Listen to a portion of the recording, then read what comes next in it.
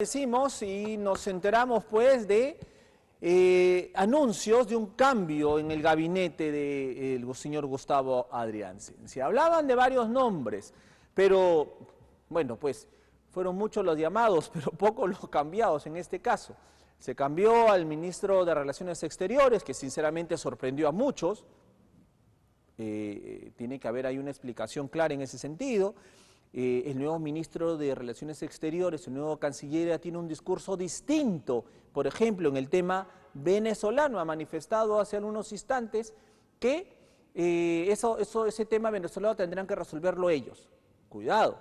Pero también se cambió al ministro, a la ministra de Cultura, al ministro de Comercio Exterior y Turismo y también a la ministra de Vivienda, a la señora Jani Pérez de Cuellar. Ni el resto le sirvió. Para analizar este tema, Miguel Antezana se encuentra con nosotros, analista político y también experto en marketing político. Miguel, muy buenas noches, bienvenido. Carlos, buenas noches, ¿cómo estás? Un gusto tenerte. A ver, Miguel, 4 cambios en el equipo. A ver, ¿cómo analizas tú todas estas movidas que ha habido en el gabinete? Bueno, yo considero que el primer comentario que podemos hacer en torno a estos cambios ministeriales es que han sido una completa burla al país. Han sido una completa burla porque, como tú mencionaste en la introducción, se espera, cada vez que se anuncia un posible cambio de ministros, se espera que verdaderamente haya un giro de timón, que haya el ingreso de profesionales capacitados, que hayan señales políticas, pero también técnicas de que vamos a mejorar el tema de la gestión pública en el Perú. Sin embargo, en este cambio sorpresivo para empezar el anuncio, yo creo que nos quedamos bastante decepcionados, porque las carteras principales donde debieron haberse dado los cambios a nivel gubernamental han quedado ahí, siguen las mismas carteras polémicas del interior, desarrollo agrario, salud, educación, y también si comenzamos a seguirle y a sacarle todos los detalles a las demás carteras, tendría que hacerse un refrescamiento completo. Solamente se han hecho cambios cosméticos desde mi punto de vista, y menos mal que no hubo enroques, porque esa también es otra jugada que generalmente hacen algunos gobiernos, de cambiar solamente de silla a los polémicos ministros. Mientras tanto, yo creo que todos nos hemos quedado decepcionados porque vamos a seguir igual como antes, o quién sabe que inclusive peor como antes. Efectivamente. A ver, dentro de estos cambios, primero analicemos los cambios. Nos sorprendió el cambio del canciller, o la Echea. Sí, yo creo que esa es la gran sorpresa del cambio, y también atando cabos está el tema de cómo también el prófugo Cerrón se ha expresado en redes sociales. Está diciendo que menos mal que el cambio del facho, del canciller, entonces pareciera, ¿no?, que tiene el beneplácito de Cerrón este cambio, o ha sido promovido por Cerrón, porque precisamente el canciller ha estado en contra, o el ex canciller ha estado en contra precisamente del fraude venezolano, y por supuesto que le duele en el corazoncito a Cerrón todo lo que vaya en contra de Maduro. Quizás por ahí viene la influencia, porque no tiene en realidad ningún sentido haberle hecho este cambio cuando precisamente la política exterior peruana ha tenido peso en esta coyuntura que están viviendo en Venezuela a raíz del fraude cometido el 28 de julio. Por lo tanto, yo no le veo ninguna razón real. Y es más grave aún que el nuevo canciller, sus primeras declaraciones han sido bastante tibias, bastante ambiguas, bastante evasivas, bastante, más que diplomáticas, bastante políticas, al decir que la situación venezolana es de los venezolanos. Sí, terrible. Y yo creo que ya todo el mundo ha asumido que es una cuestión, por lo menos del hemisferio, que debemos tomarlo en serio. Ujú. Y ahora, y los demás, Jani Pérez de Cuellar, que era de Vivienda, pues, como yo decía, ni los rezos le salvaron. Sí, ayer no le salvó ni el del rezo, y además su última acción comunicacional, para no tildarlo de otra manera, fue filmar la firma de su renuncia y colocarlo en redes sociales. Entonces, como tú dices, no le sirvió para nada este giro escandaloso en su comunicación más mediática, más tiktokera, pero si la juzgamos por las obras que ha hecho, en realidad hizo muy poco al frente de la cartela de vivienda, hizo mucho ruido, muy pocas nueces en realidad. Y en el caso de Mincetur, la ex ministra Galdós también, bueno, no pasó por la cartera y no dejó nada que por la cual pudiera destacarse su labor, salvo esa declaración, la tristemente declaración de que podíamos exportar carne de burro, Sí. pero más que eso, no hay ninguna labor que podamos destacar. Ahora, si tenemos en cuenta el cambio del canciller, pero también cambiaron al de Comercio Exterior y Turismo, y estamos a puertas de APEC, estamos a puertas de APEC en noviembre, y te cambias a dos ministros que tienen que ver muchísimo con esta cumbre, cosa Bueno, ahí rarísima. yo creo que hay que ser bastante objetivos. ¿Y a qué me refiero? Si bien es cierto que las cabezas de los ministerios que están involucrados en esta reunión, este cónclave de APEC, no deberían haberse cambiado porque en teoría están al frente de todas las labores, Ujú. tanto a nivel de lo que es la gestión pública como a nivel de diplomacia internacional. Recordemos que también los que se encargan son los mandos medios y son los que están debajo de los ministros. Y por supuesto que hay todo un aparato de técnicos, hay toda una logística, hay toda una infraestructura que se está moviendo y se va a seguir moviendo independientemente de los cambios políticos que han habido a última hora. Entonces, por ese lado yo Pero, creo que no sí, deberíamos preocuparnos, sin embargo, porque no es sí. que, perdón. Miguel, sin embargo, yo lo hablo en el sentido de cuál es el mensaje que dé el Perú justamente a todos estos países que vienen de la PEC, ¿no? O sea, te cambias al canciller. Si bien es cierto, pues el canciller es el que está más o menos teniendo esta relación, ¿no? Visitando los países, ¿no? Ha habido los PEC descentralizados. El ministro de la Producción intentando pues hacer las cadenas para poder de alguna manera exportar. Y de pronto te lo cambias y ingrese otra persona nueva y que nuevamente comience a tratar de relacionarse con estos países, como que poco favor nos hace, ¿no? Bueno, puede ser un mensaje, claro, Ujú. llamativo. Sin embargo, si lo vemos desde el lado estrictamente político, las movidas se pueden dar en cualquier momento. Como te decía, detrás de esto hay muchas personas involucradas, hay muchos acuerdos, hay muchos movimientos que se hacen inclusive de grupos de trabajo y en realidad lo que es el acto como tal, el acto central en el que vamos a contar con la presencia inclusive de Biden, se está anunciando que va a venir al Sí, Perú, sí, sí. en realidad es la parte protocolar, ¿no? Es la parte, digamos, de los fuegos artificiales. Pero todo lo que se ha venido trabajando en realidad, y hay que darle los méritos adecuados, es al personal técnico que trabajan, no solamente del Perú, sino de todos los países que están presentes en la PEC. Y Efectivamente. antes, algo que Ujú. me olvidaba antes que no hemos mencionado, el cambio en el Ministerio de Cultura también es importante destacarlo, no por la labor o las fallas de la ex ministra, sino porque el nuevo ministro pudiese tener un conflicto de intereses.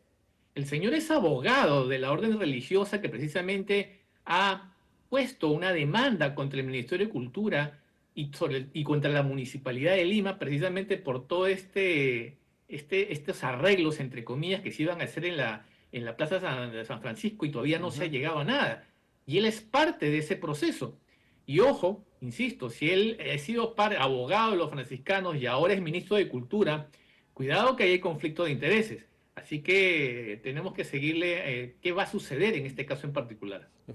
Fabricio Valencia, efectivamente. Ahora, pero estos cambios son, como bien dices tú, intrascendentes, pero los que realmente necesitaba hacer cambio para refrescar, porque ya son muy criticados, aparte de ser muy criticados, son con una ineficiencia clamorosa, están allí, ¿no? Empecemos, como tú lo has nombrado, el ministro del Interior, Desarrollo Agrario, Educación, el Ministerio de Salud, el mismo ministro de Economía, que también estaba voceado. ¿Por qué no cambió a alguno de ellos, crees tú? Eso yo creo que sí es una pésima señal a nivel interno, porque lo que está diciendo, y retomo la frase con la que iniciamos esta conversación, Carlos, es una burla. La presidenta de la República está demostrando con estos cambios que le importa medio pepino lo que la gente opine en realidad frente a la gestión de los ministros y precisamente la solicitud de los cambios que se está pidiendo. Se ha pedido una interpelación en el Congreso para el Ministerio del Interior, Ujú. pero fíjate que también tenemos en el Congreso a muchos cómplices políticos de este gobierno y por lo tanto ella se siente segura de que no va a haber o no va a prosperar a lo mucho una interpelación, pero no va a prosperar ninguna censura. Y este es un espaldarazo a las personas más ineficientes que hay en las carteras tan álgidas, tan importantes en este momento. El tema de la cartera del interior, independientemente que le vayan a cambiar de nombre al ministerio, es gravísimo, Carlos. Estamos hablando de cifras que conocemos a través de los noticieros, de los medios de comunicación, pero las cifras reales, cuidado que pueden ser mucho peor. Estamos hablando del sicariato, estamos hablando de chantaje, de extorsión, estamos hablando de atentados no solamente a la propiedad privada en establecimientos, sino a microempresarios. Estamos hablando de atentados también a condominios. En Trujillo también ha dicho la noticia Sí. de que están haciendo este chantaje y el Ministerio del Interior, la Policía Nacional, hace absolutamente nada. Entonces es gravísimo que además la Presidenta de la República le dé un espaldarazo público, le dé abrazos, reciba flores, besitos, volados y todo lo que quieras. Es una burla, por eso digo, ante el país, ante las necesidades que estamos teniendo de nuevos y mejores gestores públicos. Ahora, hablamos de la inseguridad ciudadana, pero ahora vamos a lo que es el ministro de Salud también, un ministro totalmente criticado por este examen del Serum. Ahí están los resultados, vergonzosos totalmente, ni con su propio examen, elaborado por ellos. Ellos hicieron las preguntas, o sea, ellos organizaron todo, ni con eso han podido aprobar estos señores, o sea, no sé. Y pongámosle nombre propio. Sabemos que ese examen, con todas las características que tú acabas de decir, fue hecho para supuestos doctores egresados de ciertas universidades, también por tu lado, de Trujillo. Y ni con eso han pasado. Y yo vi esta tarde un dato también en redes sociales de que de una supuesta profesional, y digo supuesta porque en realidad el cartón no sirve de absolutamente nada, que sacó en el examen 0,2. O sea, ¿cómo una persona supuestamente profesional, estudiada de tantos años, puede sacar esa nota? Entonces, estamos hablando que no solamente ya del examen del Serum, que también las consecuencias son graves porque entonces va a haber localidades que no van a tener profesionales de la salud asignados, sino que estamos hablando que la formación en medicina, en universidades privadas, porque no puedo poner en duda el tema de las universidades nacionales, San Marcos, la Cayetano también que es privada, pero otras universidades que están formando de manera mediocre a personas y les están regalando el título, están poniendo en riesgo la salud de la población. Y la gestión propia del ministro de Salud, más allá del tema del Serum, también es desastrosa. Hay muchos sectores vinculados con la salud que vienen pidiendo su renuncia. Esta fue la oportunidad para hacer un cambio, pero por lo visto la presidenta, como digo, primero le importa nada lo que diga la gente, pero como que quiere promover entonces que haya manifestaciones para que force a que se hagan los cambios que se necesitan. Sí, y le digo a los televidentes, imagínense, y no creo que se equivoquen, de qué universidad es egresada esta supuesta profesional de la salud que sacó 0,2 en la evaluación Serum del domingo. ¿De qué universidad es? No se equivocan ustedes en la respuesta. De esa misma universidad que ustedes están mencionando en sus casas, aunque ustedes no lo crean, ni haciendo su propio examen, ni haciendo sus propias preguntas, ni organizando su propio examen, ni aún así, ni con balotario, ni con balotario. Pero bueno, ahí están los resultados, ahí están los resultados. ¿Qué nos queda por venir, Miguel? Ya se hicieron los cambios, la presidenta continúa ahí con sus mismos ministros, que finalmente también tienen otra agenda paralela, que es protegerla, ¿no? O sea, no olvidemos ese otro lado también, ¿no? No lo cambia Santibáñez porque saben, pues, que no le sabrá la presidenta, entonces no hay forma que lo cambie. Exactamente, y yo creo que entonces lo que va a hacer que el cambio sea por provocación. Y cuando digo provocación van a ser nuevas revelaciones porque seguramente en los próximos días, próximas semanas, saldrán nuevas informaciones relacionadas con este señor que ocupa la cartera del Interior. Él está muy comprometido, muy relacionado no solamente con la protección al hermano de la presidenta Boluarte, sino también se está revelando que él ha sido parte de esta protección al prófugo Cerrón.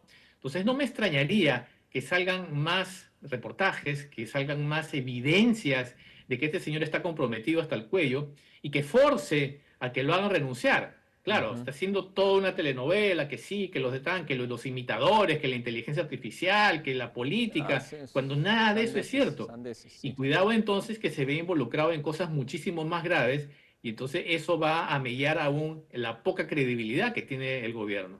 Correcto. Para ir terminando, se conoció la encuesta de poder de Semana Económica y creo que esta encuesta confirma ya, sin temor a equivocarnos, sin que exista ya una percepción, porque ya la realidad no se puede ocultar más.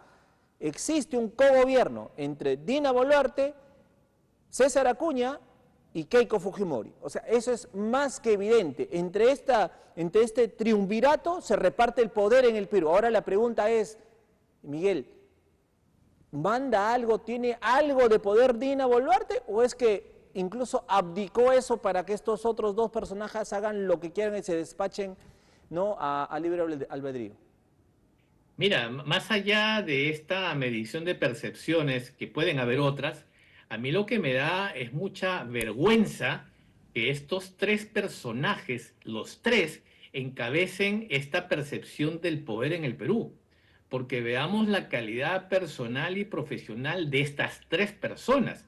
O sea, si verdaderamente este país se gobierna y tiene poder, estas tres personas son las que influyen en realidad en todos los demás campos, pues oye, con razón estamos tan mal. Y por supuesto que Dina Boluarte se apoya en estos personajes por la cantidad de congresistas que tiene en el Congreso y que le permiten precisamente avanzar en todos los planes, por un lado, del Congreso con los intereses personales y para Boluarte mantenerse hasta el 2026. Eso es lo único que les interesa a ambos lados. Por lo tanto, yo creo que esta fotografía del poder, insisto, yo creo que la calificación es vergonzosa. De verdad que da vergüenza que estas personas encabecen esa lista. Pregunta final, ¿llegará Dina Boluarte al 2026 o tarde o temprano el desgaste que le genera a estos partidos justamente van a terminar por traicionándola, sacándola de Palacio y finalmente dejándola ya en manos de la justicia? Yo creo que como están atados de manos, si cae uno, cae el otro. Así que es una defensa mutua. Y si eso es así, tranquilamente van a llegar hasta 2026. Tendría que suceder algo muy escandaloso. Tendría que ser algo de nivel también, no sé, no me imagino qué, pero tendría que ser algo muy escandaloso que force a romper ese contrato implícito que hay entre el Congreso y el Poder Ejecutivo para mantenerse. Si no pasa nada, pues va a seguir hasta el 2026, en abril se convocan elecciones y bueno, repetiremos este círculo vicioso de tener a los peores gobernantes en el Perú. Qué desgracia, qué desgracia.